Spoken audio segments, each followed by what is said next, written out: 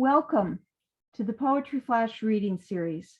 I'm Joyce Jenkins, Poetry Flash editor and director, coming to you from Poetry Flash in Berkeley, California.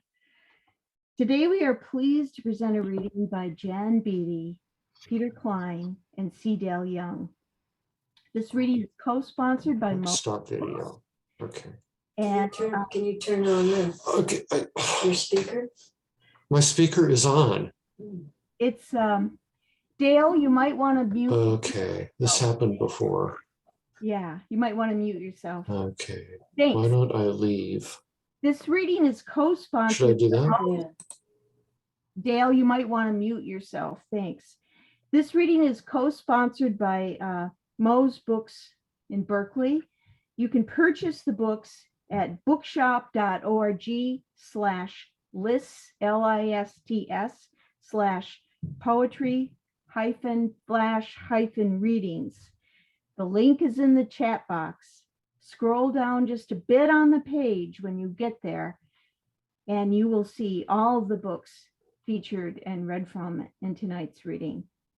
You are muted on entry, and please don't unmute yourselves during the reading so that we can hear our poets.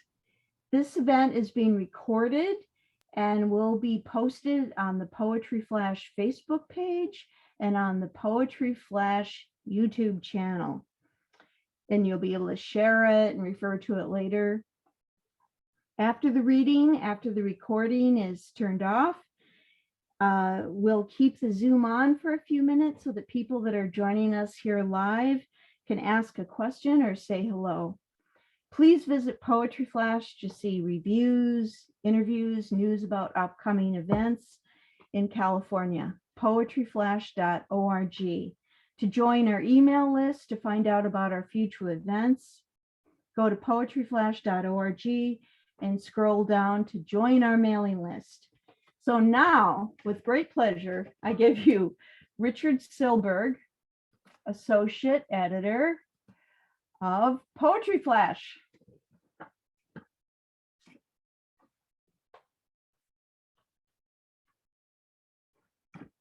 Hi, poetry fans. We've got a really great reading tonight.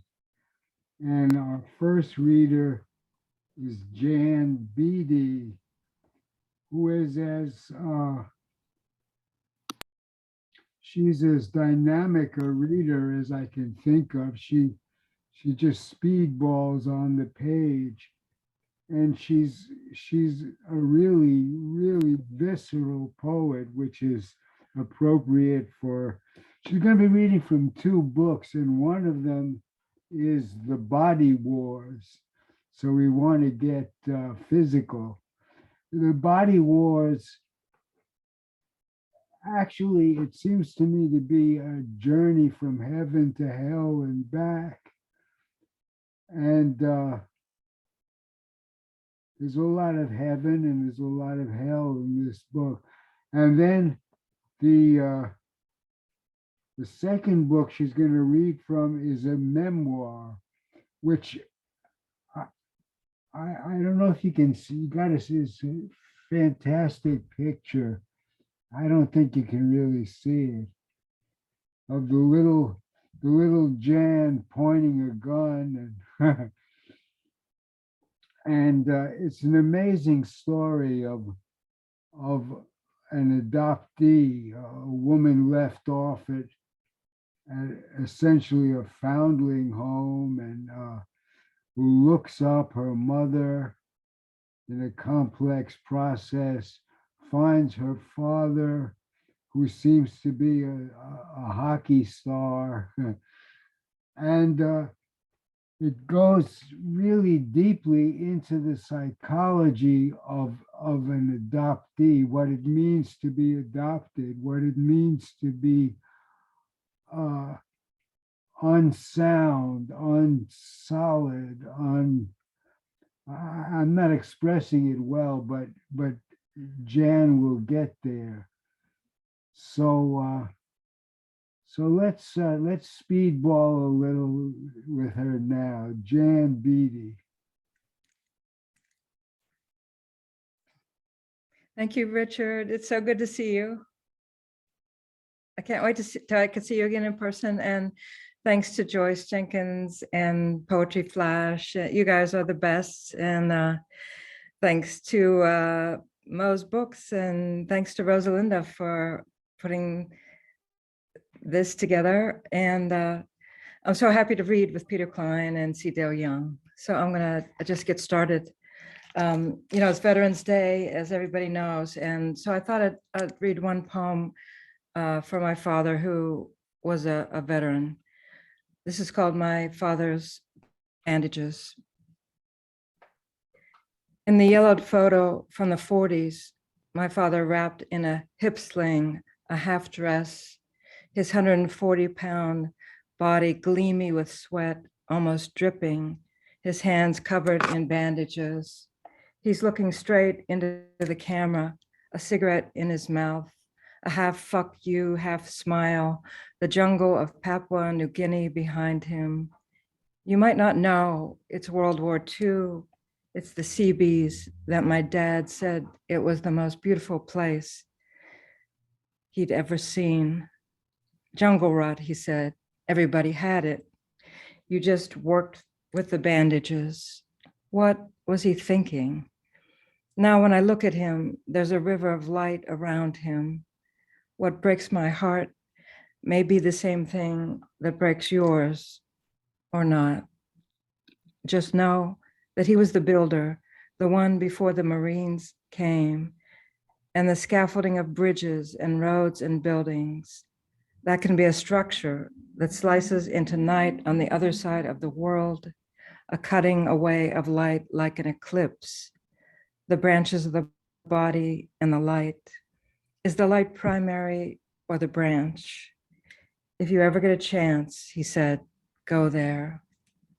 Oh, Father, oh, bandaged man in the yellowed photo, saving wire of light in this partial night. So that's for my father, and he was in the Seabees, and thinking about him and the, in honor of the veterans today. I'm going to read the title poem from The Body Wars. The Body Wars. I walked into the woods bleeding. I left the town and mourned. Midnight in Alaska, still light, and I was alone walking into the Sitka woods. It had been 1 year since I'd bled, and longer since I fucked anyone. I was propelled forward into the thickness, into the needles and dirt of Sitka spruce, and stupidly not even afraid of bear. My father, the person I clung to, needed to stay alive, had died 6 months before. He was the only one who made sense in my body, and his leaving was the impossible thing. I didn't yet know my own wars and how to name them. So during my father's sickness, when I stopped bleeding, the gynecologist said, well, it's stress. And did I know that in World War II, the women paratroopers stopped having periods? I was stunned by his directness, intensity, earnestness. You are in a war, he said. I didn't know what to do with that. And so I got on a boat to Alaska, the Alaska Marine Highway, slept on the deck until I froze. Then the shipman gave me a hanging bunk and slipped me food from the cafeteria. They said, you can sleep here, but watch out for the bow thrusters. I had no idea what they meant until the sound burst open and my berth swayed, and it was time to get off. It was a time of great changes. And days later, I'm wandering the woods at midnight, feeling lost and found in this northern place. And it was there I felt the blood start to move, felt a rising and falling in the stream down my leg. And I cried in the forest alone for my beautiful father, gone too soon, for myself and all my ignorance, not even knowing my own wars, the ones already fought or the many to still come. So I'm going to read some poems, not poems, I'm going to read from this memoir, which Richard was holding up, American Bastard. And, it's, as Richard said, I was born in a place called Rosalia Asylum and Maternity Hospital in the Hill District of Pittsburgh. And it was called a home for unwed mothers at the time, which is a dated way to talk about things. But so women would go there to have their babies and then leave the babies there, and it functioned as an orphanage. So I was there the first year of my life, at least. Not sure exactly of the time period. So this memoir is focused on adoption, and I'll read the dedication for the book. This is for the lost ones who never knew where they came from. This is against the ones who pretend the loss never happened. And there's a lot of really short sections and some longer ones, but some sections are only a paragraph long. So it's really different for me. It took me about 20 years to write it, and because I just wasn't ready to write it. I wasn't mature enough as a writer. I wasn't mature enough as a person. I didn't know how to do it. So this goes back to Rosalia Asylum. It's called After the Rolling and Tearing. After the rolling and tearing, you're an infant somewhere in a crib, in a room full of cribs. Someone is taking care of you. You don't know who. Who is the person who picks you up? Is it a woman? Is it a nun? There is no story in sight, no same loving face, blood of my blood face. The smells, the feel of the rolling and tearing are gone. Gone where? No face who has your face, no way of knowing who is who. What hands are these? Why are they different every time? There's no bonding taking place. The story's fractured here and forever after.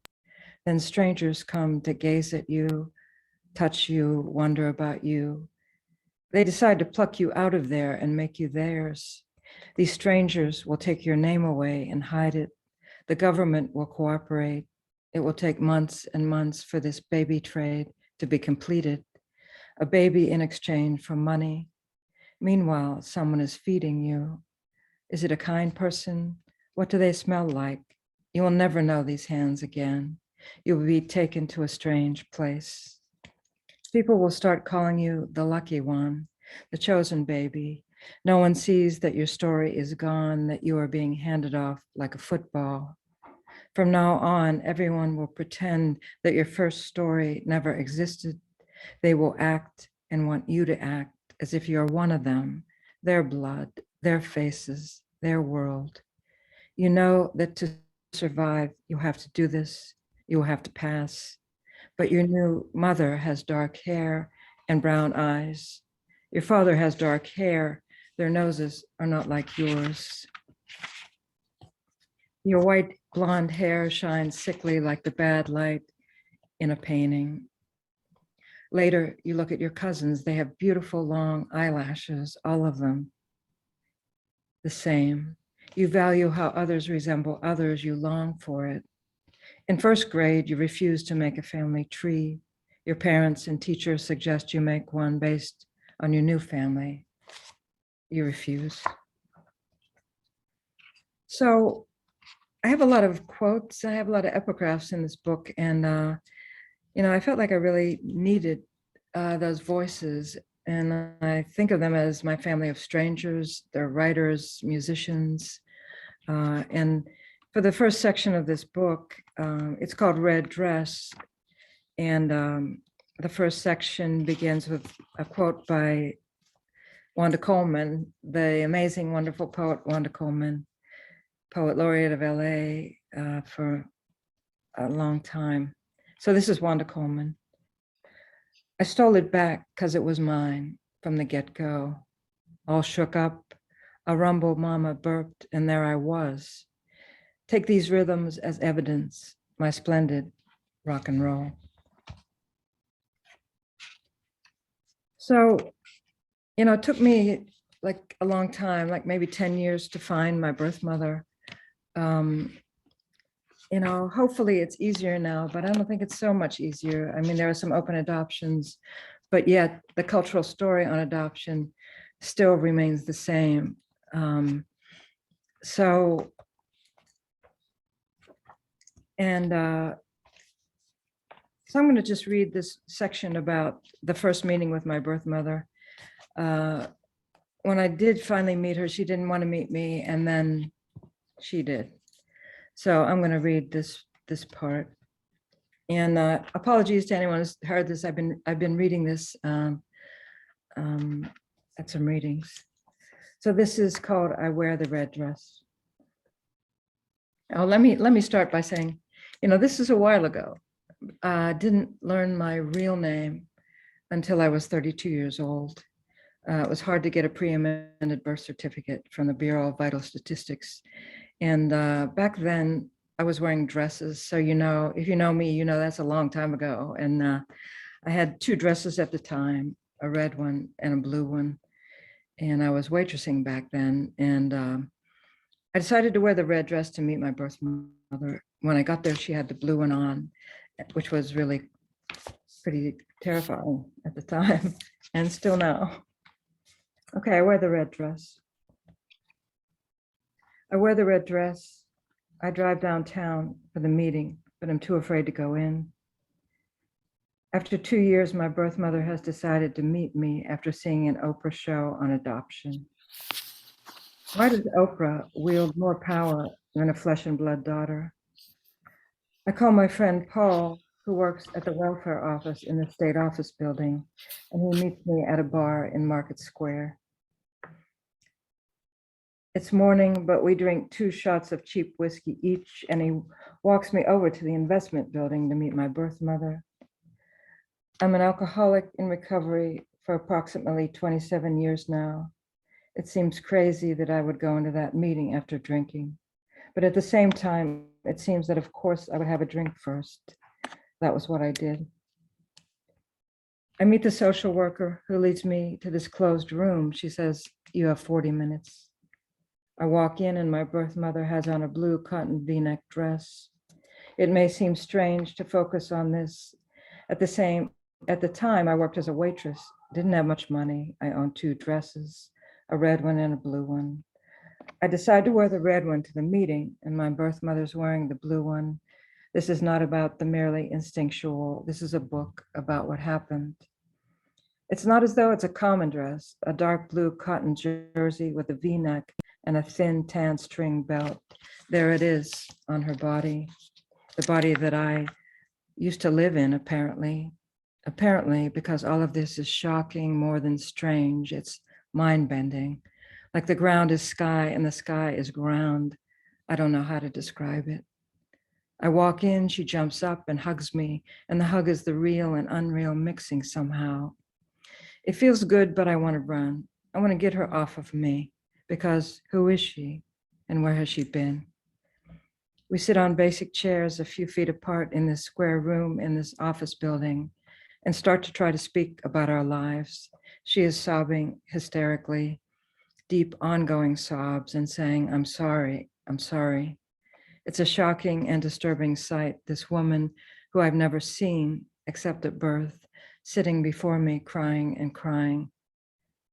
She has short, dyed blonde hair, light blue eyes. While she sobs, I am studying her to see if this is someone, finally, someone who I might look like. The resemblance is there. It's not overwhelming, but her coloring, her fair skin, and bone structure seem to have some similarity to mine. Well, actually mine to hers. You might think it cold and strange. I'm studying her in detail while she's crying. This woman who supposedly is my mother, but the body and blood is everything. Not knowing if there's another person out there who has your blood, who looks like you, that's everything to an adopted child. I was 32 years old when I met my birth mother, but at this first meeting, and still today, I'm the adopted child with a couple pieces of information. You might imagine, you might want to make it a magical, beautiful meeting between mother and daughter. If so, you would be practicing some cultural story, projecting some cultural story onto this event. I didn't know this woman who I longed to meet. I had some questions. I had assembled huge walls of protection over the years as a way to stay alive. An adoptee needs to have a strategy from a young age, whether conscious or not, a way to manage this abandonment, loss, and grief. It's too much for a child to handle. The loss of identity, the complete erasure of history, the floating in the world without a name, the original loss of being taken from the mother at birth, and then the adoptive parents pretending they are your parents, the primary lifelong trauma. So here I am sitting across from her, the real and unreal colliding, holes in the air where something alive, something real might come through. 40 minutes. I feel bad for her, but I want her to stop crying. I think this might be the only time I see her. I need to know where I came from. I want the story. How did I get here? How did it happen? Why did she give me away? And the big question, who is my father? I want answers. I tell her that I have the same dress at home. You're kidding, she says. No, I'm not. And I ask her where she bought her shoes. Baker's, she says. I tell her I have those same shoes at home, brown low heels with a strap, nice shoes. What is that? Does the same blood give us the same fashion sense? It's too strange to take in and still is, like a genetic code leading you into a dress store. She starts to talk and the questions she has are disturbing to me. Did you have a good life? I think, of course I didn't. You gave me away. What are you talking about? I'm just starting my life. What is a good life anyway? I'm suicidal. I struggle to stay alive. Would you call that good? I say, I guess. I mean, it's hard to say. She says, did you do well in school? What is she talking about? Why are we talking about this? I don't care how I did in school. I'm 32 years old. Who cares about this? Obviously, she does. I say, yeah, I got a degree in social work. I'm a waitress now, though. She says, oh, that's wonderful. I'm thinking, what's wonderful about it? We're here in this jacked up room and you're my fucking mother and you're not going to get down to it. I don't want to talk about this shit with you. Do you have a boyfriend? She says. That's it. I'm the shell-shocked adoptee and I want to like her and her to like me, but that's it. Yes, I have a boyfriend, but what does that have to do with anything? I say. She draws back, still crying. She says, I just want to know that you have a good life. I know, I say, but I need to know what happened. What happened, she says? Where I came from, who my father is, I say. She starts sobbing uncontrollably and grabs my arm hard. You have to promise me you won't look for him, she says. He's not a nice man. More holes in the air, how to get to something alive, something real. This woman, my mother, who I've never met, grabbing me, asking me to promise something so large. It's too much. She hasn't given me any information. She kept hold of my arm, her voice getting louder. You have to promise me you won't look for him. I promise, I say. I know I'm lying. I want her to stop. I don't want to lie, but I want her to stop. This is supposed to be about real. This is supposed to be about truth. The time is running down. I say to myself, I'll look for him and I'll find him. Thank you, she says. She keeps crying, but starts talking. You have to understand it was a different time. I'm so ashamed. I say, there's no reason to be ashamed. She says being pregnant and unmarried was a terrible thing. It brought shame to the family. I had to hide from my whole pregnancy until it was time to have you. She's sobbing again. It was terrible. I didn't have any money. I knew I couldn't give you any kind of life. I'm sorry. I feel bad that she had to go through that. I feel angry that the stupid culture oppressed women like this and still does, but we are so far away from anything I need to know. She's rubbing her hands together, rubbing her hands over her forearms. I'm looking at her tan, her solid legs, hoping I'll look strong like her when I'm older. I say, I don't think there's anything wrong with having sex or getting pregnant. I'm not upset about it. I really don't have any moral judgments about it, really. Can you just tell me how things happened about my father? I won't look for him. Can you tell me how you met him? It all starts up again. She sobs harder, louder. She's shaking her head. He's not someone you want to know. And then you can't go look for him. You can't. It is one crazy scene, the room so full of wild emotion. It feels full with pressure. Then I look up at this crying woman and try to understand that she is my mother.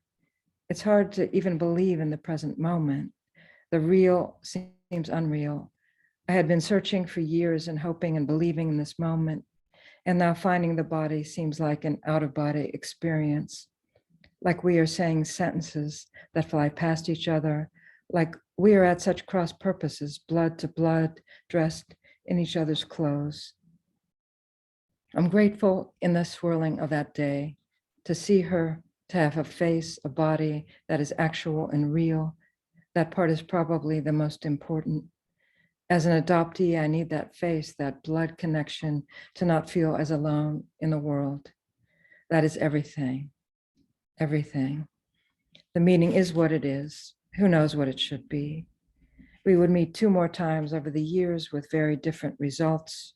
We hug again at the end of 40 minutes for a life. Shortly after, I stopped wearing dresses, cut my hair shorter and shorter, dye it blue. Thanks very much. Thanks for listening.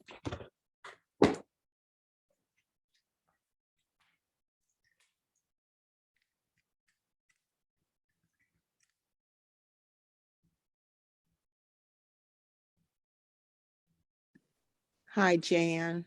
It's Ann Unger from Another Century. That was amazing. Thank you. Just, hi, it'd probably be good to mute yourselves while the poets read, but thanks for the feedback. That's great. Richard, I don't think you were muted before. What you said. I think that I think I'm unmuted. Can you hear me? Yes, now you're unmuted. Thank God I'm unmuted. I'm free. I'm free. I'm flying. Our next reader is Peter Kline, who is part of the Golden Tribe of Stegner Fellows from Stanford University. This book he's going to be reading from, Mirror Forms, is his second book. And it essentially creates a new form, which let me quickly go through what it is. It's an 8-line form. The first line and the 8th line are identical. The first line is repeated in the 8th. And there's a rhyme scheme, essentially A, B, B, A, and then A, C, C, A. And I'm very interested to hear him read from this, because I've only seen it on the page, because it seems to me it's going to be incisive and musical. And he takes it everywhere in the book. He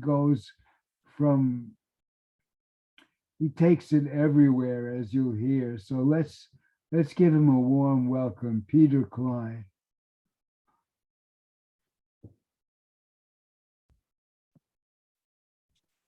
Thanks so much, Richard. And thank you, Poetry Flash. Thanks so much, everybody, for coming out. Thanks to Jan and Cedale, my fellow readers here. It's such a pleasure. Richard, you covered the form really well, so I'm not even going to talk too much about that. All the poems in my new collection, Mirror Forms, are written in this form. I'm going to do something I've never done before, which is read all of the first section of this book. The first section is called Mirror Form Psalms. So all of these poems are psalms. They are kind of addressed to the divine, but they're not quite traditional psalms. Yeats said that out of the argument with others, we make rhetoric, and out of the argument with ourselves, we make poetry.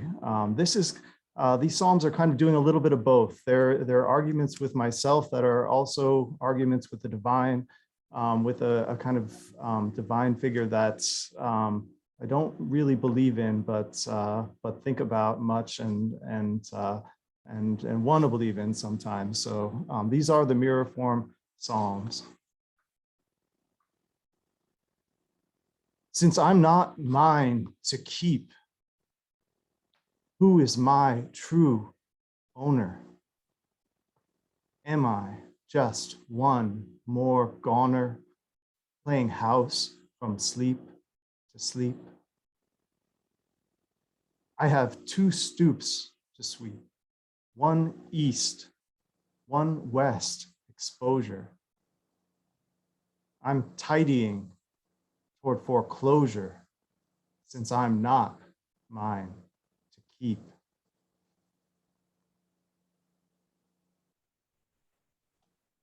Lord, let this worry break. I'm trying to outweight time, debunk sleep's paradigm, and wake, wake, wake, wake, wake into my absence.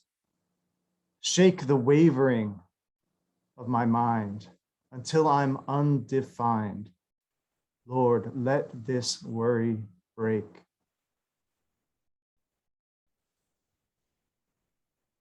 How can I be true when you keep vanishing? I get one verse to sing. Who should I sing it to? I've learned to look for you in the blur of ringing strings. You could be anything. How can I be true?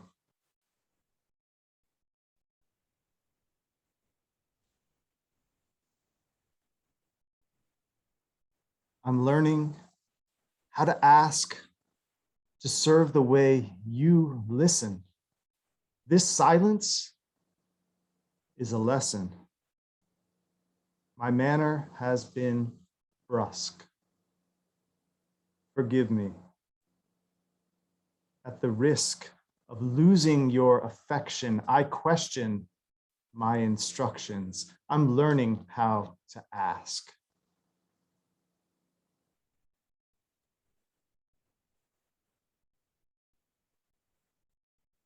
Is there a place for me deep in a secret pocket of your black leather jacket to pass eternity? I'm flexible as money, trim as a sugar packet, thin as a one-way ticket. Is there a place for me?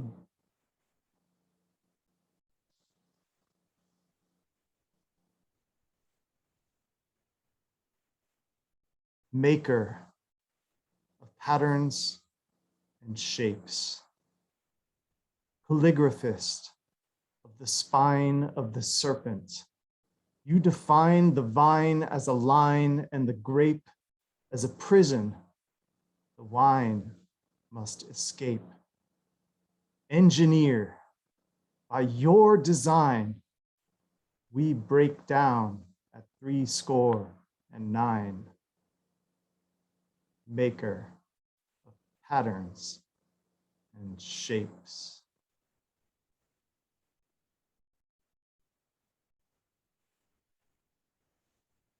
What if I just let go? Is it so far to fall from nothing to nothing? All the way from yes to no. To hang or be hung, though the scaffold is sky high, is a strung out way to die. What if I just let go?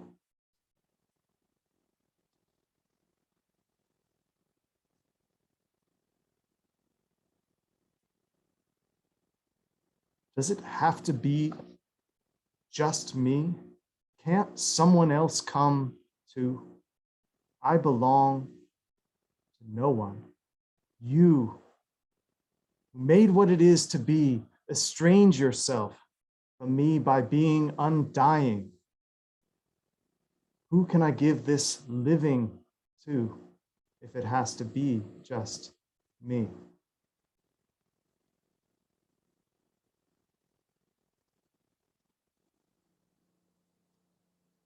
I've turned the wrong way twice. Come, set my shoulders straight. Command my thighs to wait for the spurs of your advice. Take back my voice.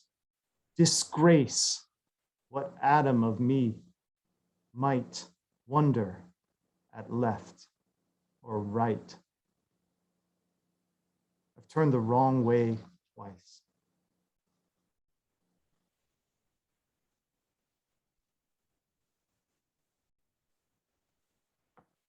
Lord, put your mark on me so no one claims me first.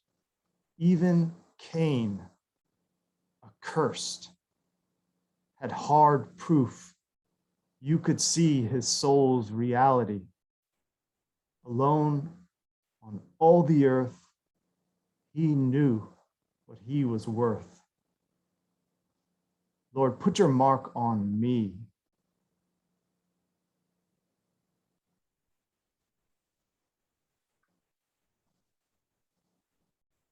If not me, Lord, then who?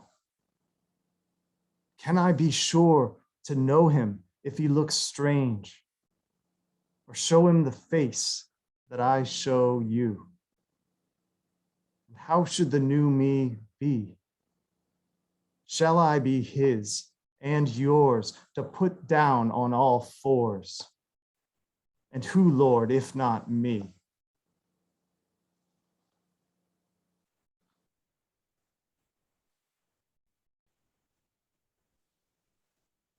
Can I do you some good? Are you too flush for favors? Do all of your favorite flavors sweeten your spoon when they should? Once I was hungry. Blood foamed in a wooden saucer warm as your hand. Master, can I do you some good?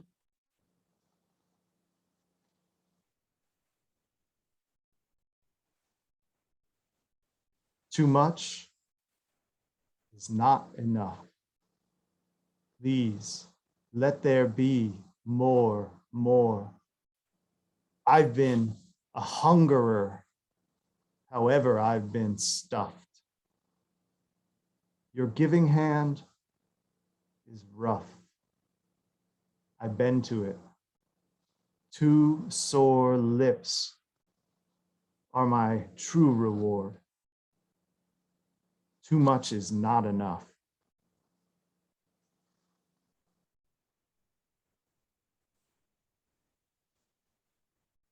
Think of me as your stray bullet, ceasefire twitch, whose ricochet won't scratch a name from a list or pay a blood debt. Runaway heir to the whole shebang, alias the prancling. Think of me as your stray.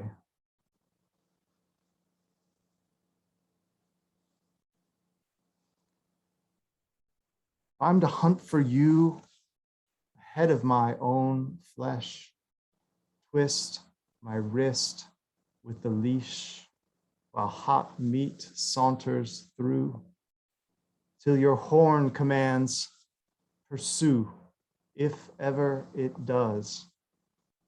I'd best get good at being chased if I'm to hunt for you.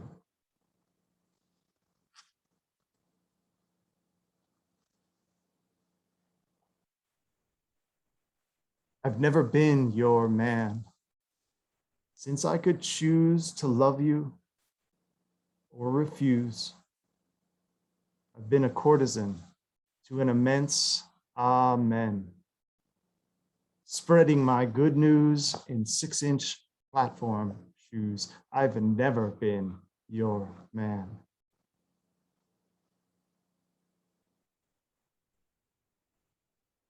For you, I'd strip down bare, but won't you give me cover? Dallying with forever is a high risk affair. I've tried new underwear to tempt a tempted lover, made my whole wardrobe over. For you, I'd strip down bare.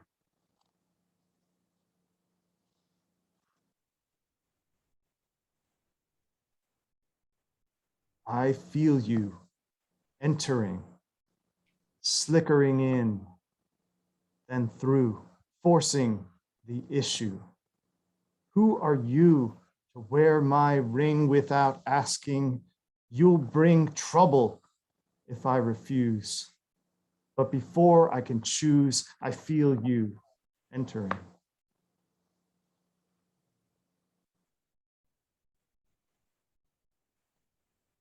I'll show you through me. I wonder, will you be pleased or sway like a man amazed his one has been made 3? Facsimile of thee, but no true duplicate. I was made to fade. Just wait. I'll show you through me.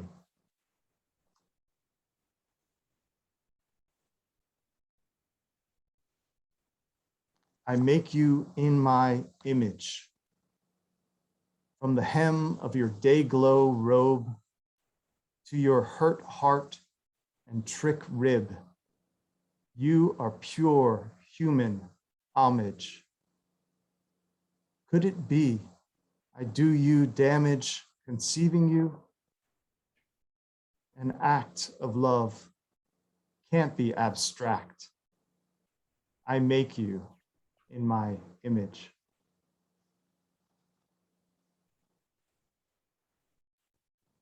So those are the mirror form Psalms. I'm just going to read a few new poems to finish up here. These are not mirror forms. I've been kind of left that behind. I've been working in different ways now. So this first one is called Social Distancing. It is exactly what it sounds like, I suppose, a pandemic poem. This is Social Distancing. Before I know, I'm aware. We say feel, but it isn't touch. It's not touch that I feel. It just feels too close. Where before the air felt free, the air feels bought. I thought that sharing air was easy, live, let live. And I wanted to give, even uneasily, what should be given, the general good. It could never be too much to do what I should. What can I do when breath is threat? And friendship's basic give and take is a contact trace. Even the love letter that I wrote to you and sent with hope was sealed in a protein envelope.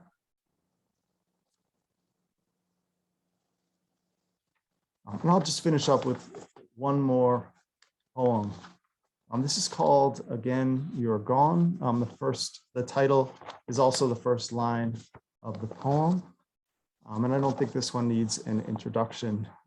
This is, again, you're gone. Again, you're gone. I'm still at home.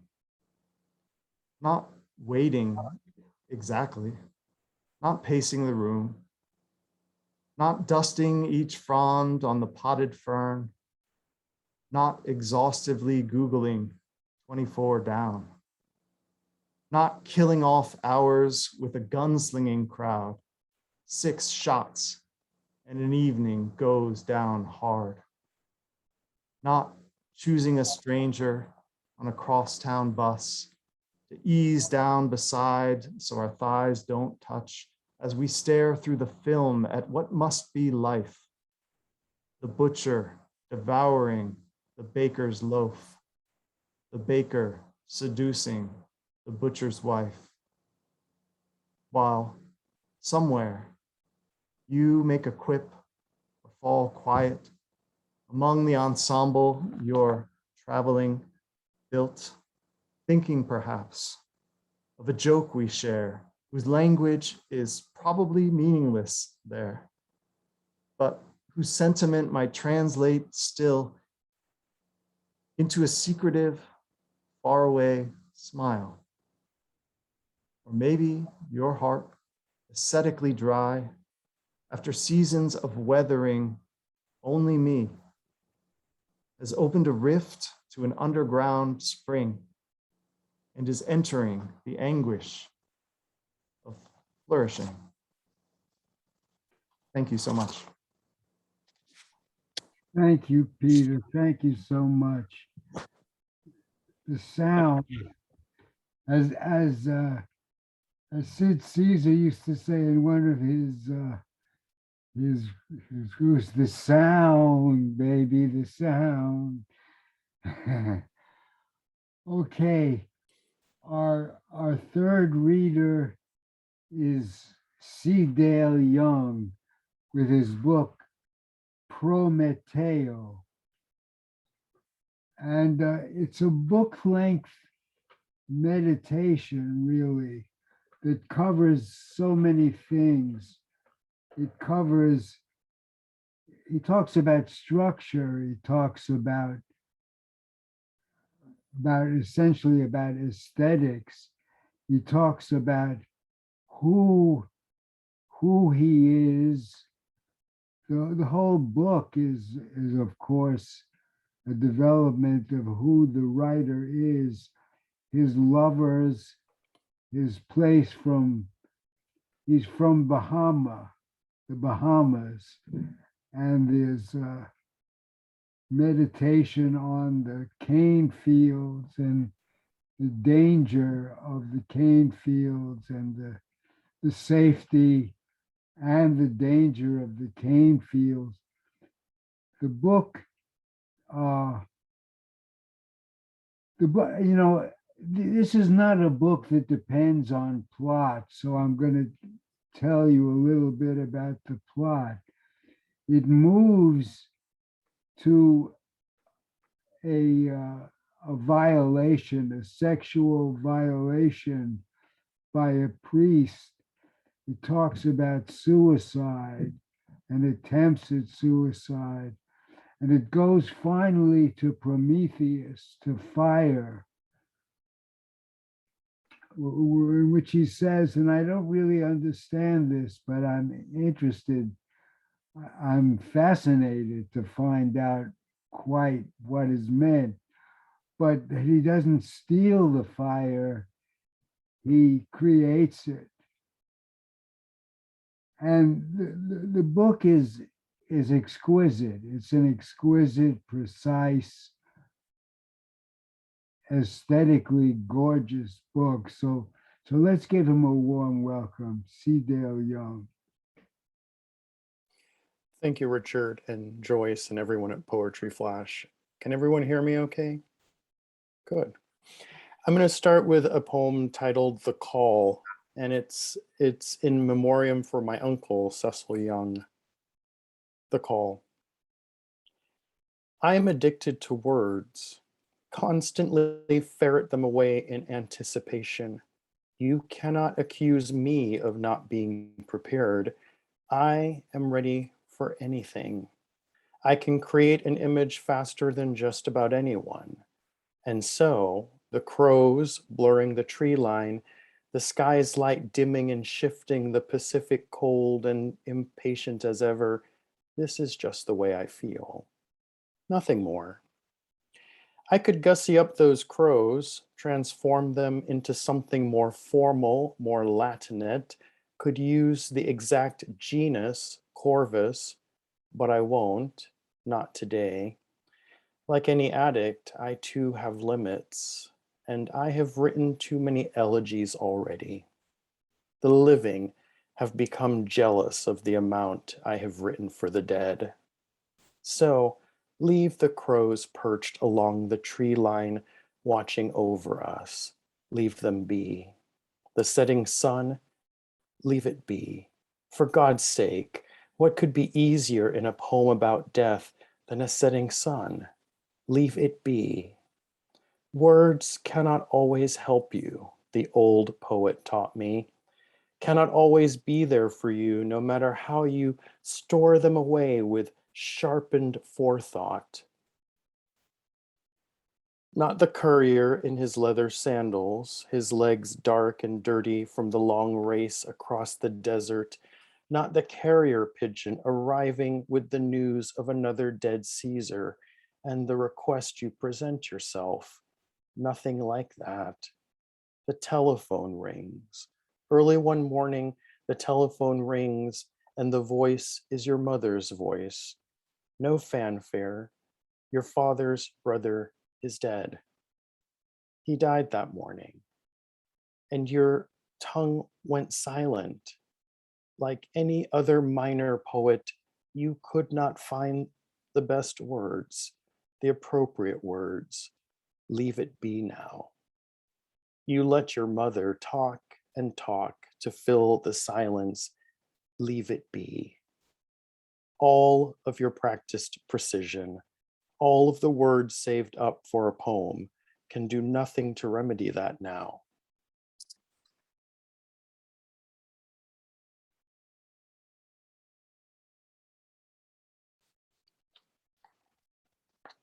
Mestizaje.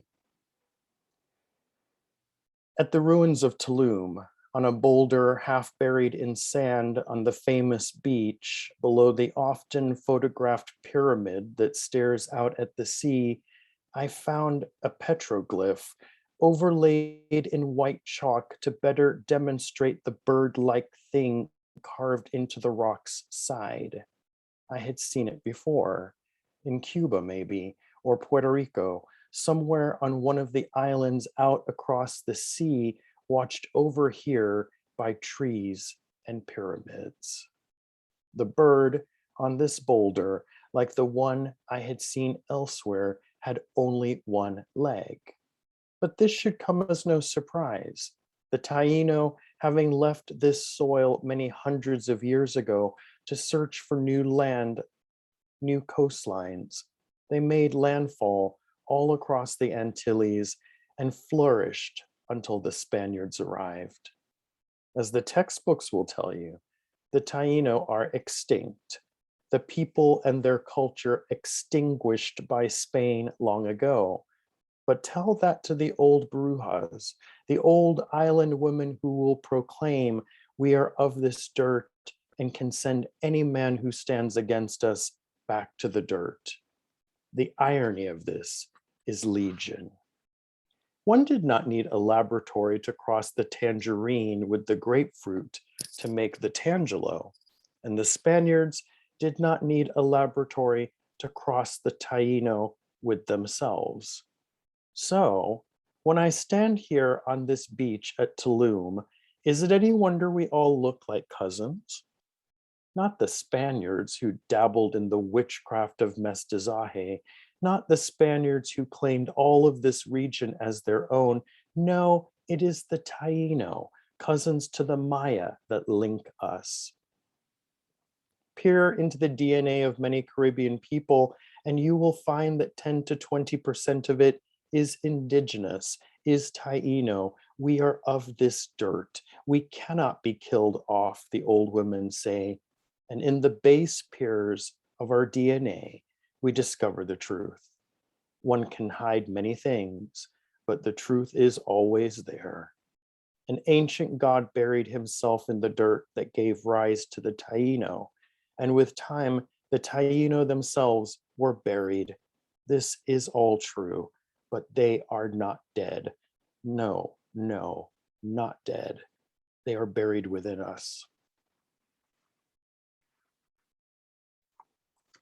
I told someone at a talk I gave not that long ago that I almost never write about anything that actually has to do with me. And they were surprised by this. And I said, well, if you read the poems and you actually believe these things are me, then I've done my job. But I'm going to read a poem that is me. This is titled Portrait in Nightshade and Delayed Translation. In St. Petersburg, on an autumn morning, having been allowed an early entry to the Hermitage, my family and I wandered the empty hallways and corridors, virtually every space adorned with famous paintings and artwork. There must be a term for overloading on art.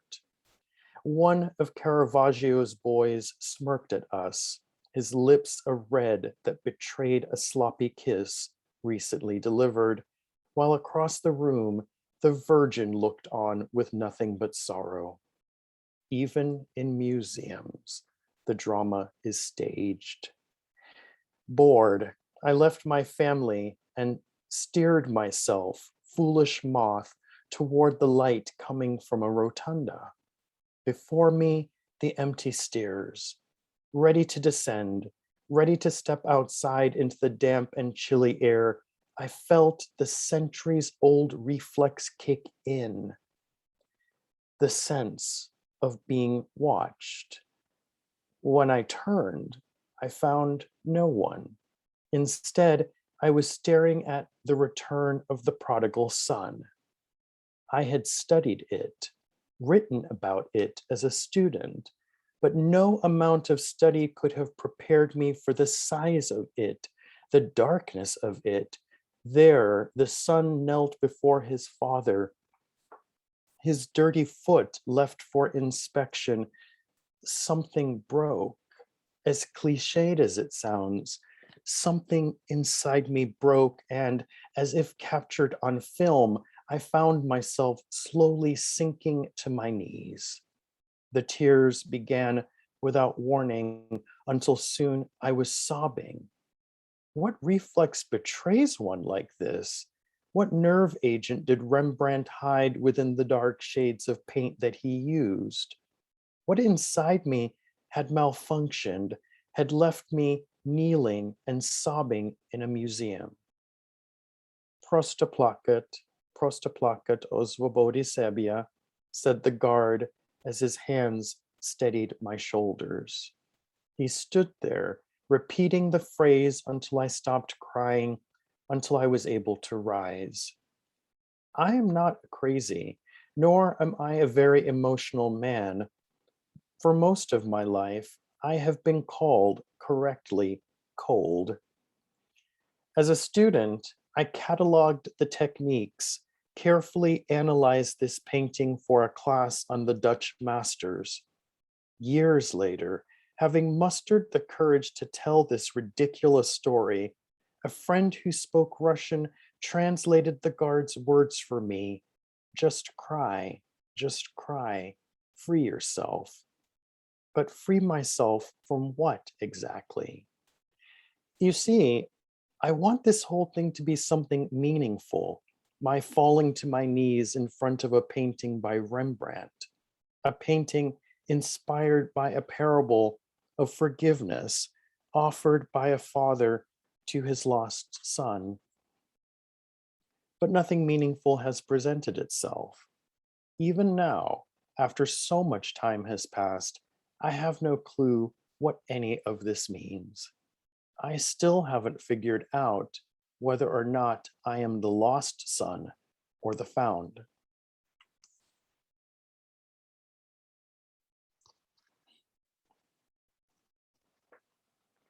I will close with this poem. It's titled Between the Dragon and the Phoenix. fire in the heart, fire in the sky, the sun just a smallish smudge resting on the horizon out beyond the reef that breaks the waves, fiery sun that waits for no one. I was little more than a child when my father explained that the mongrel is stronger than the thoroughbred, that I was splendidly blended, genetically engineered for survival. I somehow forgot this, misplaced this, time eroding my memory as it erodes everything. But go ask someone else to write a poem about time. Out over the bay, the sun is rising, and I am running out of time. Each and every year on my birthday, I wake to watch the sunrise. I am superstitious, and today, as in years past, it is not my father, but my father's father who comes to shout at me. Whether you like it or not, you are a child of fire. You descend from the dragon, descend from the phoenix. Your blood is older than England, older than Castile. Year after year, he says the same thing. This old man dead long before I was born. So I wake each year on the day of my birth to watch the fire enter the sky while being chastised by my dead grandfather. Despite being a creature of fire, I stay near the water. Why even try to avoid what can extinguish me? There are times I can feel the fire flickering inside my frame. The gulls are quarreling, the palm trees shimmering, the world keeps spinning on its axis. Some say I have 9 lives. Others think me a machine. Neither is true. The truth is rarely so conventional. Fire in my heart, fire in my veins. I write this down for you and watch as it goes up in flames. There are no paragraphs wide enough to contain this fire, no stanzas durable enough to house it. Blood of the dragon, blood of the phoenix. I turn my head slowly toward the east. I bow and call for another year. I stand there and demand one more year. Thank you. Thank you, C. Dale.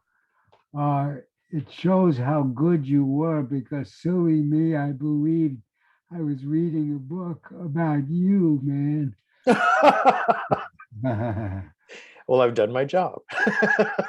Indeed, you did. Let me thank all 3 of these wonderful readers, Jan Beedy, Peter Kline, C. Dale Young. Here comes Joyce to sign us off.